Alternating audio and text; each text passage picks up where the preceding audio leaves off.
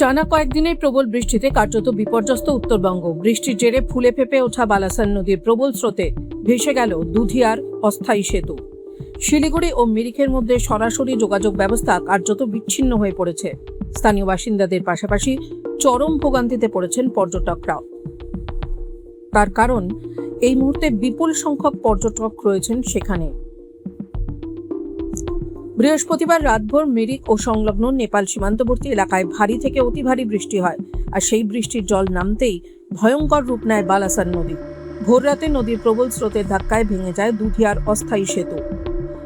উল্লেখযোগ্য, গত বছরের অক্টোবর মাসে দুর্যোগের জেরে দুধিয়ার মূল সেতু ক্ষতিগ্রস্ত হয়েছিল। পরে নদীর বুকেই অস্থায়ী সেতু তৈরি করে যোগাযোগ ব্যবস্থা চালু হয়েছিল, কিন্তু এবারের বৃষ্টিতে সেই অস্থায়ী সেতুও টিকল না।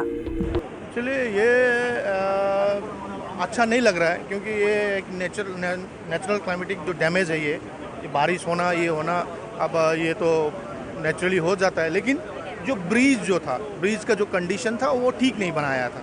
जो ये टेम्परेरी जो था बहुत ही कमज़ोर, मैंने थोड़ा बारिश में ही ये ब्रीज डिसमेंटल हो गया, कोलैप्स हो गया है। तो ये नहीं होना चाहिए था। ये इस तरह का जो काम जो अगला जितना भी ये कंट्रैक्टर हो, ये सरकार ने किया था, ये अच्छा नहीं किया। ये जनता के लिए मैंने ये कॉन्स्ट है ये। जी जी जी देखिए, ये अब मेन रास्ता है, आपको तो मालूम है।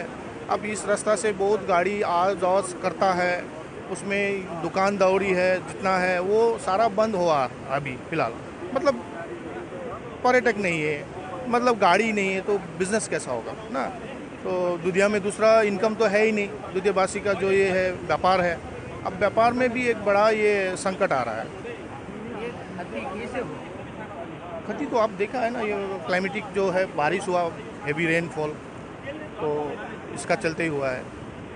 अभी सरकार से क्या मांग है आपकी? मांग है यही है कि अब हम लोग जल्द से जल्द हम लोग का ये जो पीपल के लिए आने जाने का कुछ एक अल्टरनेटिव कुछ हो।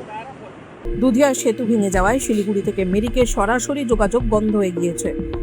বর্তমানে মিরিক যেতে হলে সুখিয়াপোখরি হয়ে ঘুরপথে যেতে হচ্ছে। এতে যাতায়াতের সময় এবং খরচ দুটোই বাড়ছে।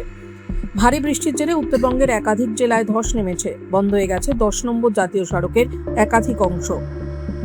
এর ফলে শিলিগুড়ি ও গ্যাংটকের মধ্যে সরাসরি যোগাযোগও ব্যাহত হয়েছে। এদিকে পরিস্থিতি আরও উদ্বেগজনক হয়ে উঠতে পারে বলে আশঙ্কা আবহাওয়াবিদদের। আলিপুর আবহাওয়া দফতর জানিয়েছে, আগামী কয়েকদিন উত্তরবঙ্গের বিভিন্ন জেলায় ভারী থেকে অতি ভারী বৃষ্টির সম্ভাবনা রয়েছে। দার্জিলিং, কালিম্পং, জলপাইগুড়ি ও কোচবিহারে জারি করা হয়েছে সতর্কতা, এবং খুব প্রয়োজন ছাড়া বাইরে বেরোতেও নিষেধ করা হচ্ছে। টাইমস নাও খবর।